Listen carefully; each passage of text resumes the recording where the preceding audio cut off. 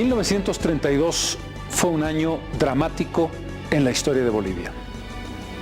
La guerra del Chaco entre Bolivia y Paraguay marca el momento más sangriento desde la fundación de la República.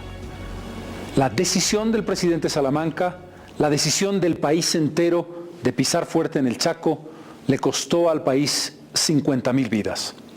Pero la guerra, además del episodio como tal, además de esos 3 años dramáticos, largos, interminables para quienes perdieron a sus seres más queridos, marcó un punto de inflexión en una historia que iba por camino equivocado después de la Guerra del Pacífico. Esa historia de construir una nación que no comprendía la esencia de sus problemas iba a terminar el año 35.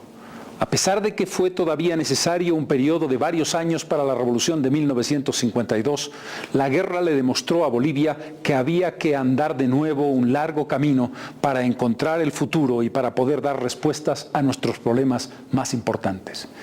Para las bolivianas y bolivianos de hoy, recordar la guerra del Chaco es fundamental para entender muchos de los temas esenciales, algunos de los cuales hemos resuelto y otros que todavía quedan pendientes.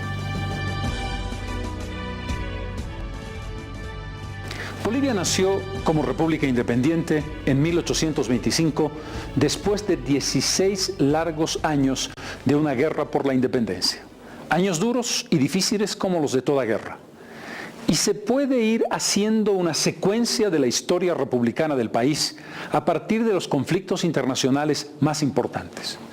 En 1836, la creación de la Confederación Perú-Boliviana, los más importantes éxitos militares, pero también la derrota de Yungay, que termina con el esfuerzo de Santa Cruz por hacer de Bolivia y Perú una sola nación. En 1879, la Guerra del Pacífico y la más brutal mutilación del territorio boliviano. En 1899, la Guerra Federal, la guerra civil que enfrenta hermanos con hermanos.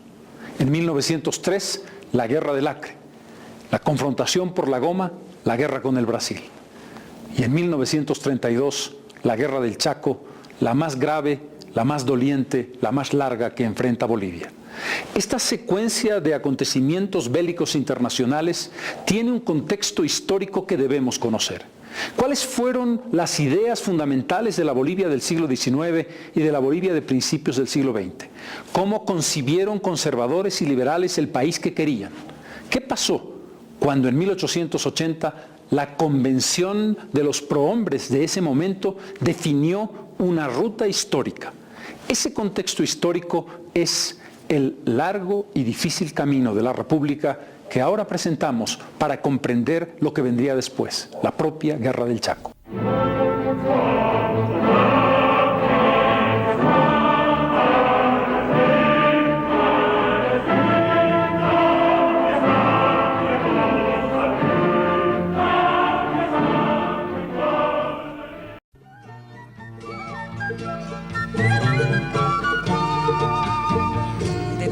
Llámame, voy al Chaco, tal vez ya no vuelva.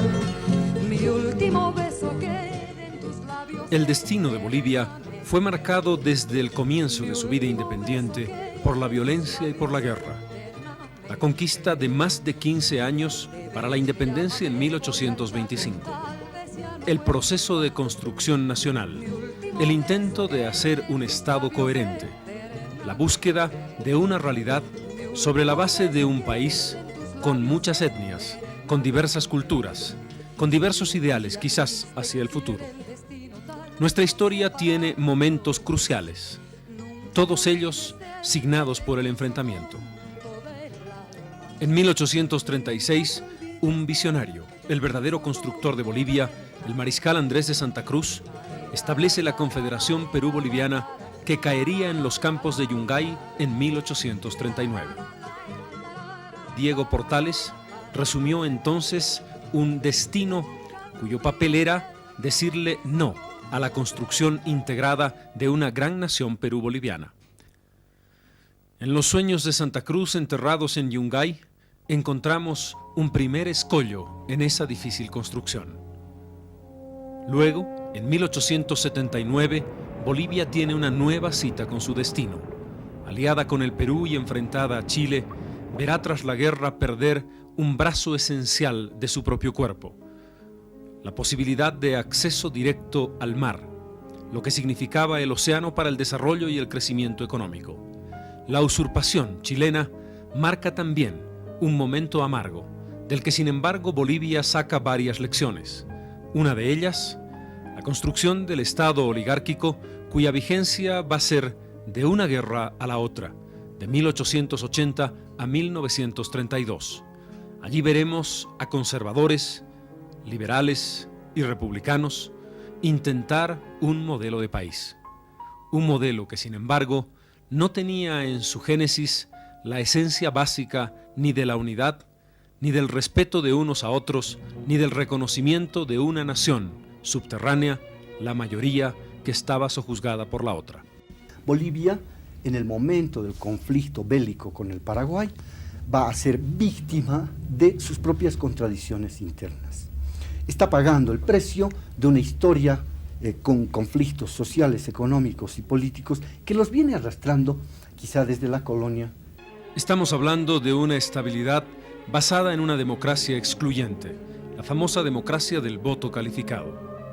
Estamos hablando de un proceso político que tiene otro corte histórico importante, la Revolución Federal de 1899, que desplaza el poder oligárquico del sur al norte, de Chuquisaca a La Paz, de conservadores a liberales, de La Plata al Estaño.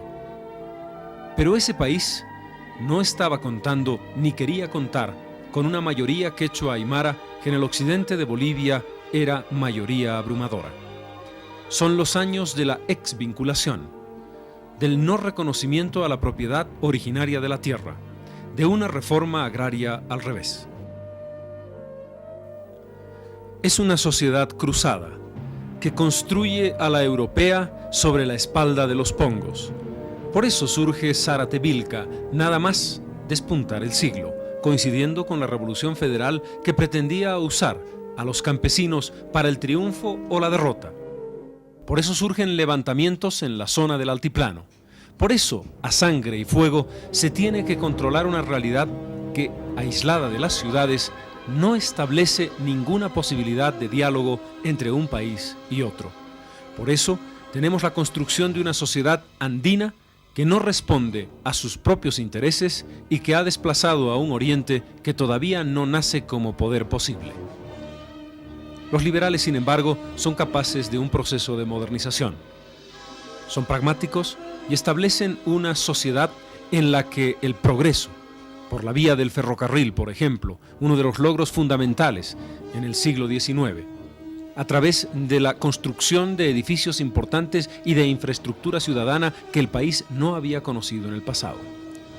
De los caudillos como Arce, Pacheco y Baptista, pasamos a los caudillos como Pando, que tiene que defender el norte-norte de Bolivia en la desgraciada Guerra del Acre, la pérdida en 1903 y 4 de ese gigantesco y rico territorio en Goma, o de otro caudillo como Ismael Montes, el liberal por antonomasia, que a la par de construir un nuevo sistema financiero y estabilizar económicamente al país, se enfrenta con el pragmatismo a la decisión de la firma del Tratado de 1904. Su ratificación fue uno de los golpes más duros en el proceso reivindicacionista del mar boliviano.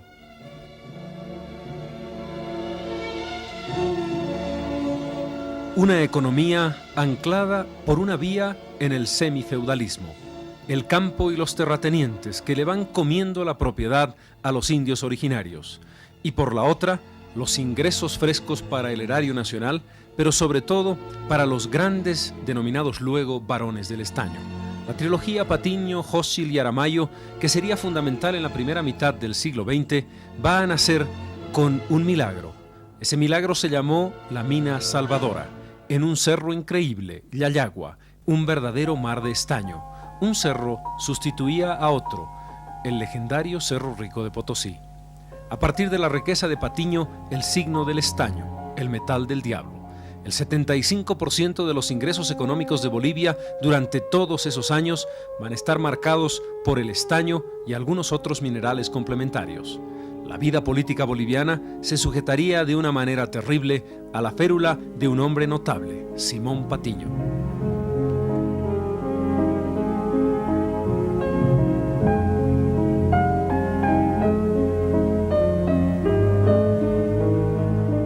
paso de los liberales a los republicanos fue simplemente un cambio de guardia. Si bien Bautista Saavedra en 1920 inaugura una suerte de populismo acercándose a los artesanos, por ejemplo, va a tener duros enfrentamientos en las minas y también en el campo. Las masacres mineras por un lado y Jesús de Machaca por el otro definirían esa contradicción de un caudillo populista con un primer sentido de la aproximación a lo social. Era el final, o el comienzo del final, de una etapa histórica que se había inaugurado casi 50 años antes.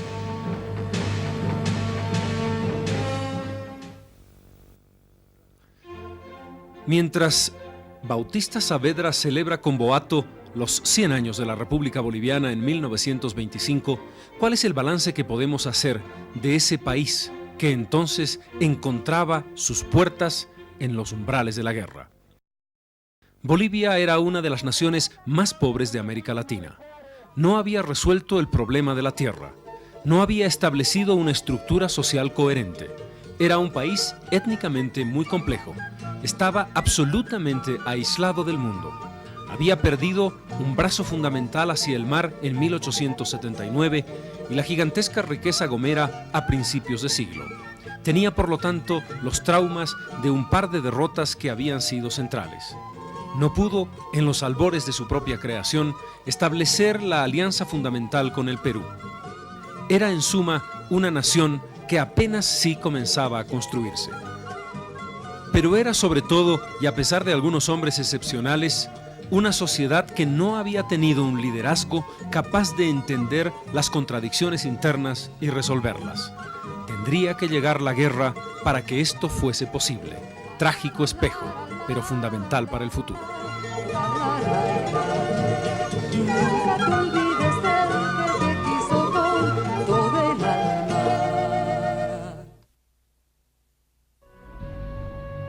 Los republicanos tuvieron que definir una posición ante el conflicto internacional con el Paraguay. Allí habían dos líneas, la expresada por el presidente Siles Reyes, que era la línea pacifista, y la que muy pronto expresaría Daniel Salamanca, la línea guerrista. Esa paradoja, esa tensión interna entre dos caminos fue resuelta finalmente por aquel concepto de redimir a Bolivia en la guerra. Pero no podemos olvidar, y por eso quiero subrayarlo, el esfuerzo de Hernando Siles, que comprendió que ir a la guerra era extremadamente peligroso y podía tener consecuencias insospechadas. Los republicanos tuvieron en ese contexto un camino y una mano, y otro camino y la otra, que finalmente decidiría los destinos del país. Cuán importante es, en ese contexto, la decisión individual. Cuán importante es el liderazgo cuando una sociedad se enfrenta a su propio destino. Siles tuvo una respuesta, Salamanca tuvo la otra. Pero ¿qué llevó a Bolivia y al Paraguay a esa guerra fratricida? En 1825, en el comienzo del siglo XIX, tras la independencia de las naciones sudamericanas, quedaron muchos límites en debate y en discusión.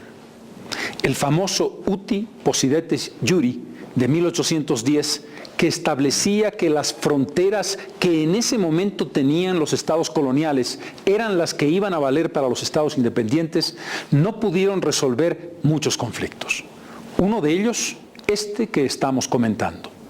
Bolivia, que reclama un territorio indicando que llega casi al mismo punto del vértice en el que está Asunción, entre dos ríos, el Pilcomayo y el Paraguay.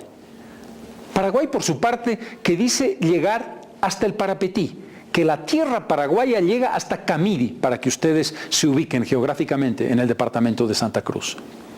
Pero además del tema territorial, ¿qué está en juego? Está en juego una visión geopolítica. Está en juego un conjunto de intereses económicos. El terrible papel que jugaría Argentina, la Argentina del presidente Justo. Tantos inversionistas argentinos en la zona en disputa que estaban en ese momento en territorio paraguayo y que estaban explotando, por ejemplo, el Quebracho, y que se alinearon con Paraguay y lo ayudaron mucho más de lo que se puede aceptar para un país supuestamente neutral. ¿Qué pasaba con el petróleo? ¿Fue verdaderamente la guerra del Chaco una guerra por el petróleo? ¿Fue verdaderamente una guerra entre los intereses del Standard Oil, que tenía inversiones en Bolivia, concesiones hechas en el país, o la Dutch, que tenía inversiones en el Paraguay? Si uno analiza el resultado de la guerra y si uno analiza los volúmenes explorados y potenciales en ese momento, parece que se hubiera sobredimensionado el papel del petróleo en esa guerra, que sin embargo, y curiosamente, fue el tema central que Bolivia defendió. Una guerra en la que Bolivia perdió un territorio en litigio, pero no perdió lo más importante, sus reservas de gas y petróleo. Un conjunto de razones históricas, un conjunto de equivocaciones y de entredichos para llegar a un momento crucial, pero también una idea esencial: pisar fuerte en el Chaco.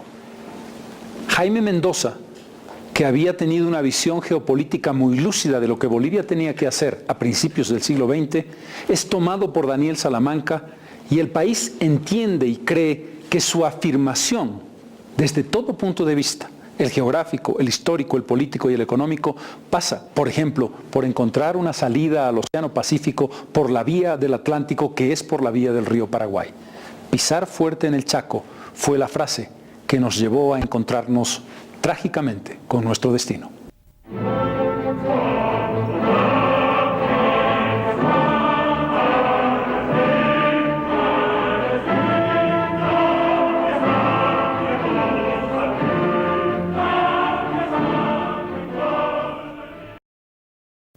Casi 1.400 kilómetros al sur de una ciudad, la sede de gobierno La Paz, con alrededor de 120.000 habitantes, se encontraba un territorio que iba a ser el escenario más dramático y sangriento de toda nuestra historia, incluyendo nuestro pasado prerepublicano. ¿Qué sabían los bolivianos de entonces de lo que realmente era el Chaco? Al sur de ese gigantesco territorio de casi 245.000 kilómetros cuadrados, estaba un país vecino, un país al que los bolivianos conocían muy poco o nada: Paraguay.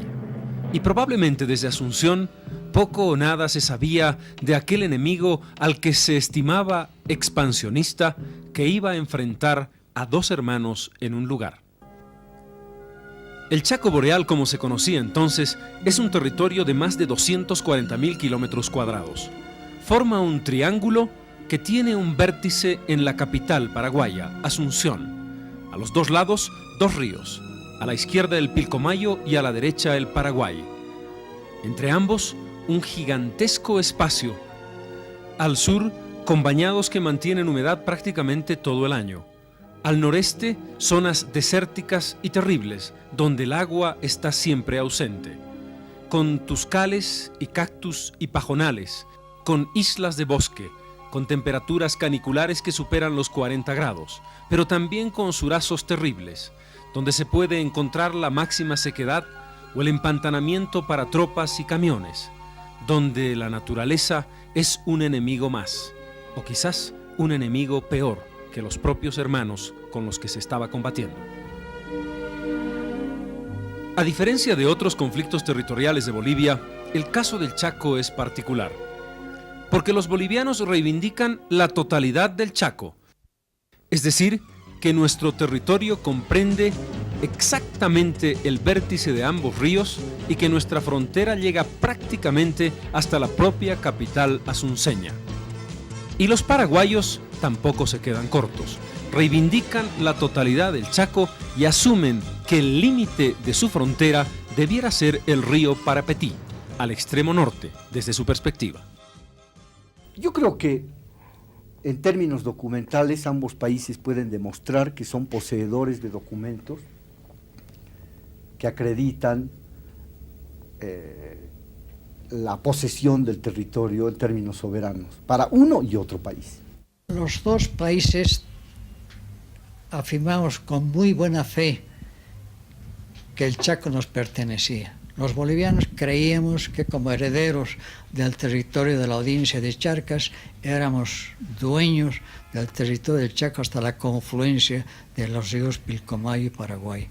Los paraguayos tenían la convicción, ya se los había dicho inclusive Francisco Solano López que la frontera del Paraguay no debía estar ni más allá ni más aquí del río Parapetí.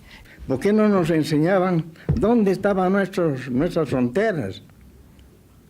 Ahí nos han engañado. Entonces nuestras fronteras ya habían avanzado desde el tiempo de López, de Rosas, ya habían avanzado los paraguayos sobre nuestro territorio, ya tenían sus fronteras avanzadas.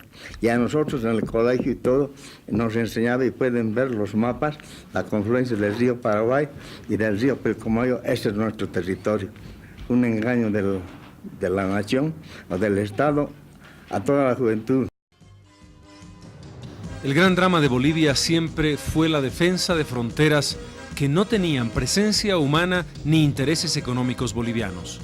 ¿Qué territorios podía defender el país si ni siquiera tenía vías de comunicación que los ligaban con el centro motor de la nación? Eso es lo que exactamente ocurrió en el caso del Chaco. En 1843 surgen, a través del presidente Ballivián, los intereses por descubrir, conquistar y tener presencia allí. Manuel Rodríguez Magariños, Manuel Oliden, Aniceto Arce, nuestro primer diplomático en Asunción. Los primeros tratados en 1879, Antonio Quijarro, un boliviano que intenta establecer con el Paraguay acuerdos mínimos para definir quién quedaba con qué parte del Chaco. En 1884, el tratado Tamayo-Acebal. El Chaco se divide en tres partes, el norte para Bolivia, el centro a discutir, una suerte de tierra de nadie, y el sur para el Paraguay. En 1891 la Convención Nacional Boliviana ratifica el convenio, pero este no es ratificado por la Convención Paraguaya. En 1894, Telmo Ichazo y Gregorio Benítez vuelven a intentar un acuerdo y firman un protocolo. Finalmente, en 1907, el protocolo Pinilla-Soler, que se considera lesivo para los intereses de Bolivia, establece una frontera en un punto intermedio. Un excombatiente decía, indignado, que cuando llegan al Chaco, los fortines de Agua Rica, ciertamente muy lejos de la confluencia de ambos ríos, son los últimos puntos de avanzada de Bolivia. Bolivia nunca tuvo una presencia hasta tan lejos. Y por supuesto Paraguay tampoco, ni en el sueño más optimista, se acercaba al Parapetí. Nunca lo vieron, nunca lo tuvieron, salvo después del conflicto chaqueño. ¿Suponían los bolivianos con qué enemigo iban a enfrentarse? Probablemente no. El Paraguay había vivido varios gobiernos de muy larga data de tipo dictatorial. En la década de los años 60, en el siglo XIX, tiene que enfrentar una terrible guerra, la denominada Guerra de la Triple Alianza. Paraguay se enfrenta a la Argentina, al Uruguay y al Brasil, y en una heroica defensa, hasta casi agotar a sus hombres mayores, defiende heroicamente el territorio. A pesar de la derrota, Paraguay demuestra una fuerza y una capacidad de lucha que sería un ejemplo. Francisco Solano López va a llevar adelante esa épica acción militar. Los tratados no consiguen nada, por lo menos no consiguen una paz duradera. Ni Bolivia ni Paraguay están satisfechos con lo que se ha avanzado por la vía diplomática. En ese trance llega al gobierno el presidente Hernando Siles Reyes. Surgido del republicanismo saavedrista, Siles va a desembarazarse muy rápidamente de un caudillo que es por momentos asfixiante. Su ruptura con Saavedra le permite encontrarse con los jóvenes, los denominados jóvenes nacionalistas. Allí estaba Valdivieso, luego vicepresidente de Germán Bush. Estaba también Augusto, el Chueco Céspedes, hombre fundamental en el pensamiento de la Revolución Nacional. Era un momento de cambio en el que las ideas intentaban renovar un viejo discurso. Siles Reyes tuvo que afrontar varias cosas importantes, entre ellas, por ejemplo, pacificar uno de los levantamientos más terribles a nivel indígena que haya vivido la historia contemporánea. Durante el gobierno del presidente Hernando Siles estalló una de las rebeliones más cruentas que tiene Bolivia en el siglo XX en materia de levantamientos indígenas, precisamente a raíz de como una protesta de la expropiación de tierras de comunidad. En ese entonces estalló una rebelión que se conoce como la rebelión de Chayanta, en vísperas de la guerra, en el año 1927, en la zona de Potosí, Y ya vemos en vísperas del conflicto con el Chaco cómo en Bolivia hay un enfrentamiento entre los latifundistas y las comunidades que han sufrido el despojo de sus tierras de comunidad. Pero la prueba de fuego para el presidente Siles llegaría el 5 de diciembre de 1928. Las trompetas en el campo de Marte, en este caso en el Chaco Boreal. Un nombre, Fortín Vanguardia, un país electrizado. Los paraguayos arrasan un fortín apenas defendido por unos pocos soldados bolivianos. Es un hecho de agresión que parece inflamará la guerra. Pero el presidente Siles ha decidido ir por la paz. Pero no con pusilanimidad. Decide el contraataque y la retoma de Vanguardia. Este no puede hacerse porque el lugar está anegado. Es tiempo húmedo. La opción es entonces la toma del fortín paraguayo Boquerón. Y el ejército boliviano toma Boquerón. Las cosas llegan hasta un punto tal que tiene que participar la Comisión de Neutrales, integrada por varios países de América Latina y los Estados Unidos. No sin dificultades y luego de haber buceado en el fondo del problema, la Comisión emite un dictamen. Se hace una partición equitativa del Chaco Boreal y se exige que Paraguay desocupe Vanguardia y Bolivia Boquerón. Ambos países cumplen y se cree, por lo menos entonces, que la paz está sellada.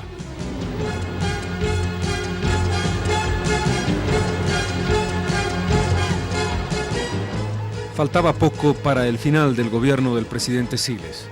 Un final terrible para un hombre de derecho como él. Un error de cálculo lo lleva a un intento de prórroga que va a desestabilizar todo el sistema democrático. Siles tiene que salir precipitadamente del gobierno, dejando a su gabinete la máxima responsabilidad.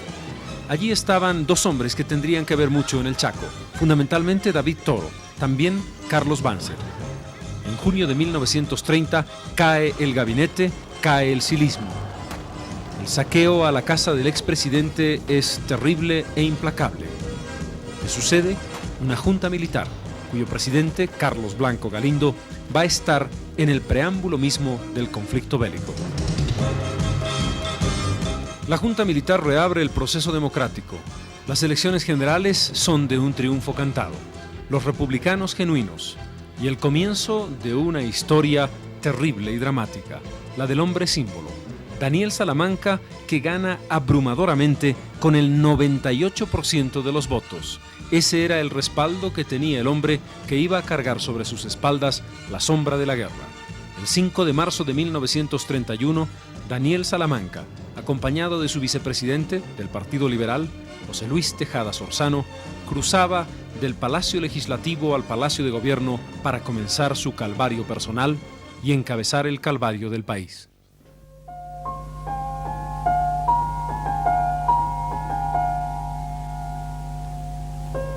Daniel Salamanca había nacido en Cochabamba el 8 de junio de 1868, pocos años antes del comienzo de la Guerra del Pacífico. Formado en la escuela liberal, desde principios de siglo, un abogado con fuerza y con un verbo cortante y una racionalidad que a veces abrumaba. Fue un destacado parlamentario. Salamanca se había caracterizado por ser siempre crítico y ácido con un gobierno con el que rompió muy pronto. Primero deja de ser liberal para ser republicano, y cuando no se lo escoge en 1920 para ser presidente de la República, le tocó entonces a Bautista Saavedra, crea el republicanismo genuino. Salamanca va a esperar pacientemente su momento.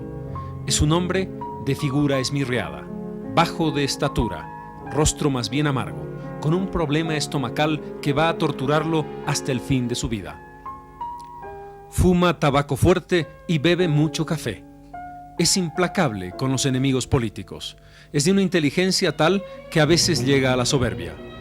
Es poco dado a hablar por hablar. Prefiere escuchar, pero cuando polemiza, es irascible y no ceja hasta terminar ganando en las discusiones.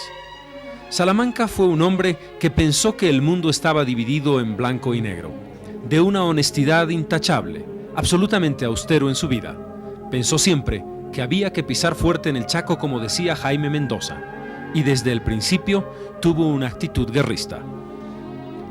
En 1925, en Oruro, Salamanca definía de una manera muy próxima a la tragedia griega lo que él estimaba que Bolivia debía esperar en el Chaco. Él llegó a declarar que así como los hombres que han pecado necesitan someterse a la prueba de fuego para ganarse la vida eterna en el cielo, los países que han cometido errores como Bolivia en su vida interna e internacional necesitan someterse también a una prueba de fuego, que en el caso de Bolivia no podía ser otro que el de un conflicto con el Paraguay. La prueba de esta idea está en que el presidente Salamanca, muy pronto, en combinación con el Estado Mayor del Ejército, decide un plan de penetración en el Chaco. Es consciente de que la presencia boliviana es mínima, con muy pocos fortines, y se va estableciendo una política de avance que demuestra que hay un plan premeditado, si no de guerra, por lo menos de una presencia que establezca claramente que geográficamente Bolivia tiene derechos ganados. Pero he aquí que nos enfrentamos a una realidad terrible, con analogías posibles con el caso de Chile. Mientras nosotros estamos muy lejos de lo que es la arena chaqueña, Paraguay tiene presencia humana, mucho más próxima, porque si La Paz está a casi 2.000 kilómetros del teatro de batalla, Asunción lo está a menos de 350. Y además, desde el lado paraguayo, intereses argentinos muy importantes en lo económico. Qué terrible papel jugaría la Argentina en esta guerra en contra de Bolivia, están allí presentes y van a establecer muchas de las razones de la ligazón argentino-paraguayo. Baste pensar en el apellido Casado. Bolivia no tiene medios de comunicación, ni tiene carreteras de penetración, ni tiene un concepto claro de algo que sería fundamental: logística de apoyo. No se concibe un ejército con ingenieros que tienen un papel clave en un proceso que va a ser debilitante para toda la estrategia de campaña. La incapacidad de trasladar eficientemente a 3 ejércitos a lo largo de la guerra para llegar adecuadamente con caminos, respaldo, apoyo y pertrechos. ¿Cómo encaran la guerra ambos contendientes?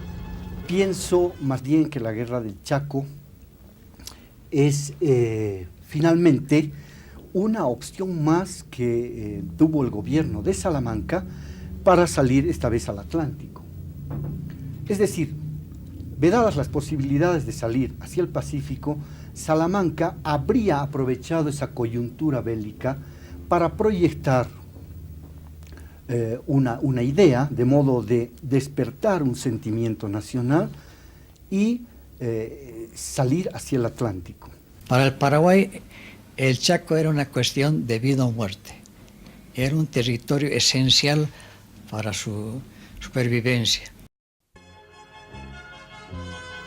Bolivia afronta en esos años las repercusiones del famoso crack de 1929, la caída de la bolsa de Nueva York y una crisis que comienza en los Estados Unidos y que va a alejarse hacia el sur, en toda América Latina y por supuesto al mundo entero. La caída de la producción de estaño de más de 45.000 toneladas en 1930 a menos de 31.000 en 1931. El Tesoro General de la Nación enflaquece también. De 48 millones de bolivianos presupuestados el 31, cae a 25 millones en 1932. Los problemas son tan grandes que en agosto de 1931 el presidente Salamanca le escribe una carta a Simón Patiño pidiéndole ayuda. Patiño hace una donación de 25.000 libras esterlinas. Servirían para el fortalecimiento de nuestra Fuerza Aérea.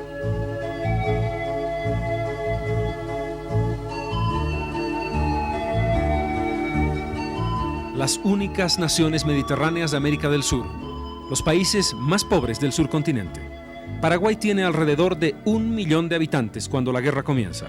168.500 kilómetros cuadrados sin contar el territorio del Chaco y 297.938 incluyendo la integridad del Chaco Boreal, donde habitan 70.000 personas. Con una importante población guaraní, con un uso bilingüe, guaraní y castellano, con un dominio muy evidente sobre un clima y un territorio que serían el escenario central en toda la primera parte de la guerra. Paraguay llegaba a la contienda sobre la base de una estructura en la que los problemas y contradicciones, siendo importantes, no eran tan agudos como en nuestro país. Bolivia tenía en 1932 2.400.000 habitantes. una superficie, incluyendo el Chaco Boreal, de 1.396.519 kilómetros cuadrados. Más del 80% de la población rural, el 70% quechua aymara. En la zona del Chaco, tanto en Paraguay como en Bolivia se encontraban etnias importantes, pequeñas comunidades tribales que fueron también víctimas de la guerra. El país estaba afrontando la posibilidad por primera vez de volcarse hacia un sur profundo que estaba muy lejos de las altas cordilleras de los Andes, donde la nación había construido y forjado sus ideales. Iba a ser un verdadero crisol, donde los bolivianos se encontrarían como en un espejo frente a una realidad terrible y determinante. Para Bolivia, no en el sentido pensado por Daniel Salamanca, la Guerra del Chaco fue un crisol donde se forjaron en sangre muchas de las posibilidades de resolución de las contradicciones básicas de la sociedad.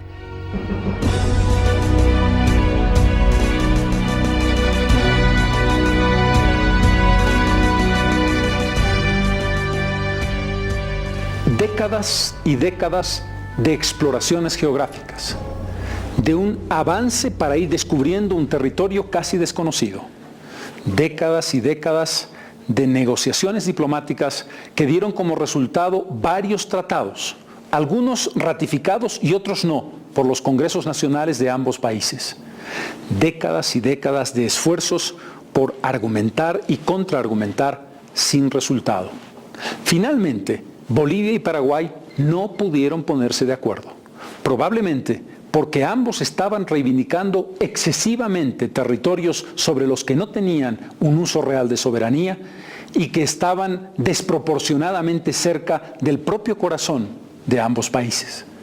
Esto es lo que encontramos y descubrimos cuando el Chaco está a punto de arder en llamas. Estos fueron los prolegómenos de la guerra.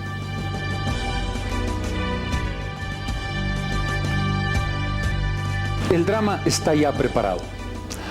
Los actores están listos para entrar a escena. Cada uno de los países tiene protagonistas distintos con un carácter y una forma de ser radicalmente diferente. El presidente de Bolivia, adusto y reconcentrado.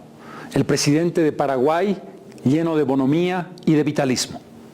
El alto mando boliviano, fragmentado y a lo largo de toda la guerra en sucesión cayendo como en dominó. El alto mando paraguayo con un solo jefe durante toda la guerra. La visión de ambos países con un pasado y una historia distinta y en un escenario que no le es proclive a Bolivia, porque Bolivia tiene que alejarse excesivamente de lo que ha sido tradicionalmente el macizo andino donde se movía esa nación que todavía no se había extendido al oriente, al norte y al sur. Paraguay que va a combatir en su propio terreno con una ventaja cualitativa que nadie puede desconocer. Un contexto geográfico terrible para ambos, con un nombre que todos recordarán, la sed. Es aquí, en junio de 1932, cuando el presidente Daniel Salamanca toma la decisión irreversible de ir a la guerra.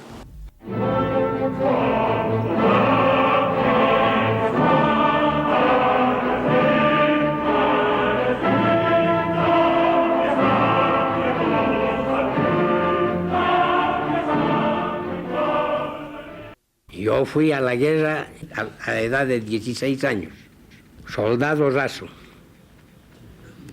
voluntario, boliviano nacional, con el corazón grande de querer defender mi patria, a quien amo y he amado en toda la vida. 200.000 bolivianos como él fueron llamados a defender la nación y se trasladaron al Chaco y pelearon, y muchos de ellos murieron allí. El 15 de junio de 1932 se desata la guerra. Yo he calificado el inicio de la guerra como producto de una imprudencia militar y una mentira gubernamental. La imprudencia militar fue ordenar que una fracción de soldados conducidas por el mayor Óscar Moscoso tomase posesión de una laguna que se había avistado desde un avión por el mismo Moscoso. Moscoso llegó a la laguna cumpliendo las órdenes del Estado Mayor General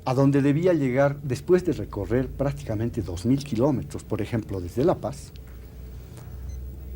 un ejército que debía dejar en la retaguardia, sobre todo en la región del altiplano, un malestar campesino impresionante. Es decir, ¿cómo se puede concebir que en un momento de mayor emergencia en Bolivia, como es el caso de un enfrentamiento bélico con un país vecino, ese país tenga un desgarramiento interno de modo tal que los levantamientos campesinos empiecen a aflorar de una manera desmedida? Los patrones no veían con mucha simpatía el que su mano de obra se ausentara. Y los comunarios, que estaban organizados en sus ayllus y en sus comunidades, veían como una actitud muy forzada el tener que defender un territorio que estaba tan alejado, vulnerando su propio territorio, porque está visto que durante la Guerra del Chaco, mientras muchos contingentes de comunarios estaban en la zona de operaciones, se produjeron despojos de tierras de comunidad. Pero a pesar de ello, el fragor de la batalla definió la necesidad de enfrentar al enemigo. Y allí nos encontramos con un soldado que, despojado de sus virtudes en la montaña, tiene que afrontar el terrible problema del Chaco. Ya Bolivia tenía pocas probabilidades otra vez de empujar a los paraguayos al centro del Chaco. Eso para mí era muy difícil. Sobre todo, combatir al paraguayo en terreno llano, llevamos todas las de perder. En la zona montañosa, sí, nuestro campesino, nuestro indígena y nuestro mestizo y nuestro blanco, nadie los movía de posiciones defensivas. Pero Paraguay no podía aceptar la toma de los 3 fortines por Bolivia. Llega el momento de la contraofensiva. Precisamente en 1932 había tomado el poder Eusebio Ayala, un hombre diametralmente opuesto a Salamanca. Vitalista, lleno de optimismo y sobre todo con una excelente relación con quien comandó desde el principio las fuerzas paraguayas, José Félix Estigarribia. Para el Paraguay, la retoma de los fortines fue una cuestión de honor.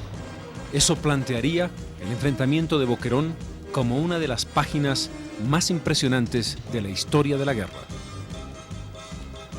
Al teniente coronel Luis Emilio Aguirre le había tocado la toma de Boquerón, después de sustituir inopinadamente a Manuel Marzana. Pero Aguirre tuvo un destino trágico, murió precisamente en la acción de la toma. De ese modo, la máxima responsabilidad queda en el teniente coronel Manuel Marzana. La consigna estaba expresada en un radiograma del Estado Mayor. El capitán general ordena y la patria pide no abandonar Boquerón de ninguna manera, prefiriendo morir en su defensa antes de dar el parte de retirada. Estigarribia suponía que los bolivianos tenían 1.200 efectivos para defender Boquerón, pero no era cierto.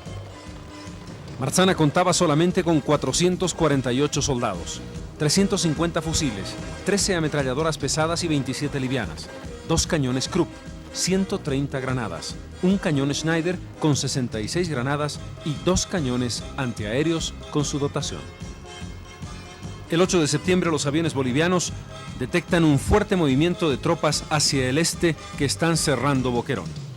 El 9 comienza el ataque.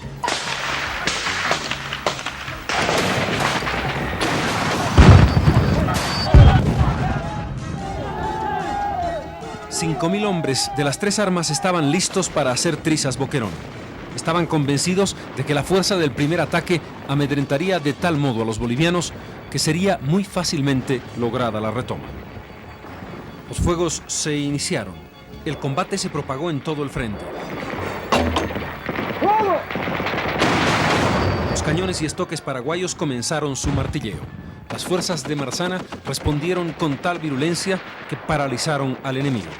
Durante ese día, 7 intentos de asalto se produjeron. Se llegó a avanzar hasta 100 metros de las trincheras bolivianas, pero el certero fuego de fusiles y ametralladoras de los defensores diezmó las filas paraguayas. Durante la noche se prolongó el ataque. Pero los paraguayos comenzaron a desorganizarse. Muchos soldados buscaban desesperadamente agua, otros volvían a la retaguardia. Sin embargo, se pensó que ya el comienzo de ese ataque era el fin de Boquerón. Incluso se festejó esa noche.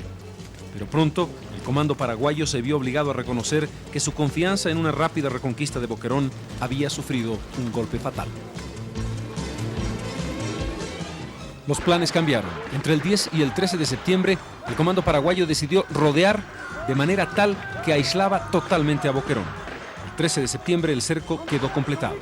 El teniente coronel Marzana no tardó en darse cuenta de la táctica adoptada por el adversario. Las instrucciones fueron terminantes. No se debía disparar si no se tenía la seguridad de un blanco seguro. No podían desperdiciarse los pocos proyectiles. Las exigencias eran de precisión absoluta. El comando boliviano decidió enviar a alguien que rompiera la línea paraguaya. Ese alguien era el capitán Víctor Ustares, uno de los grandes héroes de la guerra. Víctor Ustares para mí debería ser el símbolo de lo que debió ser el oficial, el modelo de oficial en la guerra del Chaco, el paradigma del oficial en la guerra del Chaco. Como vanguardia partió de Yujra rumbo a Boquerón, Ustares con 58 hombres. Con su peculiar astucia, burlando y combatiendo a sus contrarios, consiguió llegar a Boquerón a las 9 de la noche con toda su compañía. El destacamento Peñaranda, compuesto de 300 plazas, llegó también para romper la línea paraguaya. Pero tenía a su frente 2.000 soldados del regimiento Corrales. Era demasiado. Combatió denodadamente, pero no pudo romper el cerco. Por 3 días, el coronel Peñaranda continuó luchando con tropas frescas para llegar a Boquerón y unir una línea que pudiera salvar a los sitiados. No lo consiguió. Pero en Boquerón no había desalientos. La presencia de Ustares resultó un estímulo para los defensores del reducto. Al punto que el 12 de septiembre salió para hacer una exploración, para ver si había posibilidades de filtrarse. Lo acompañaba el teniente Murillo y 46 soldados. Encontrando cerrados todos los caminos, Ustares no trepidó en atropellar con sus soldados un puesto defendido por un oficial. Cayó en su ley, fusil automático en la mano, combatiendo cara a cara. Herido de muerte en el pecho y el vientre, cayó de boca sobre su ametralladora, besándola como se besa una cruz.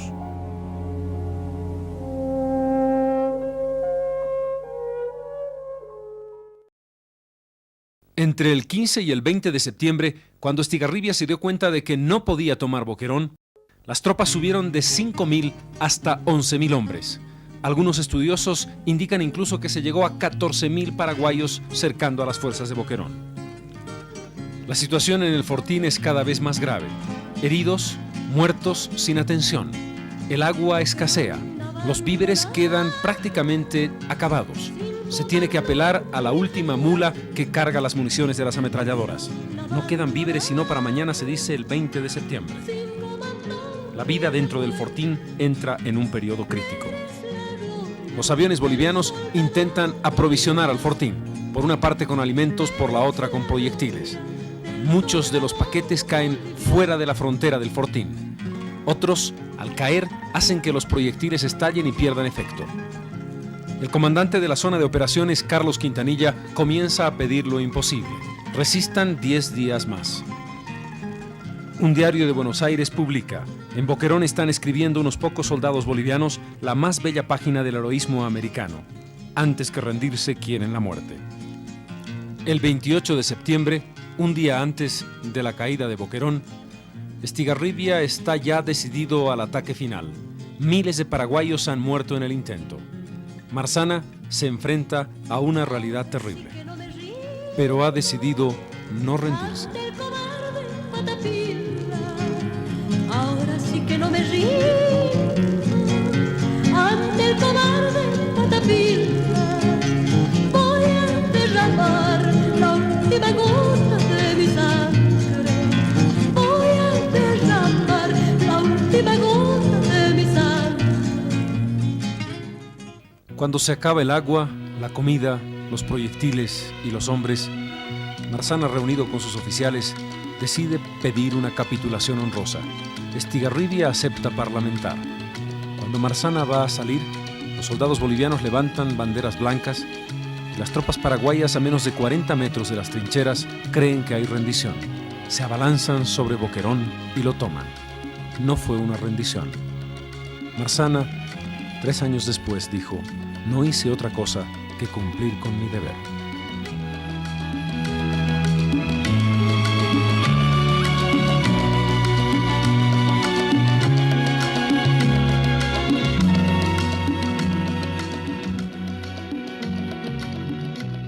No hice otra cosa que cumplir con mi deber.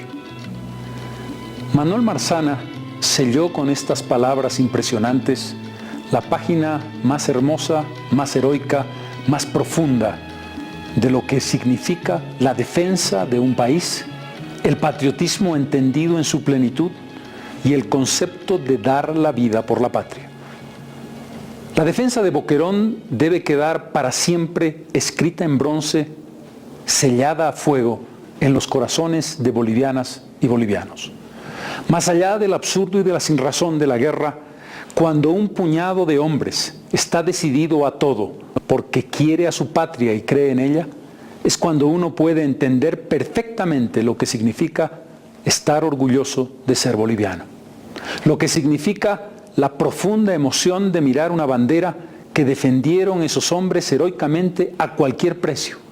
Y el máximo precio que dieron la mayoría de ellos fue su vida, sin hesitar un instante, sin dudar un minuto, porque sabían que nuestro destino se estaba jugando allí.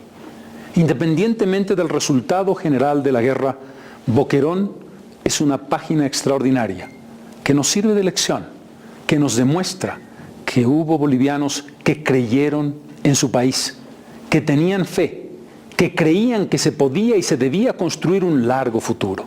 Ese largo futuro del que hoy somos herederos. Sintamos el orgullo de ser bolivianos. En 1932, Boquerón fue una página extraordinaria. La guerra no había hecho más que comenzar. La segunda parte de este drama está todavía pendiente y nosotros se la vamos a contar.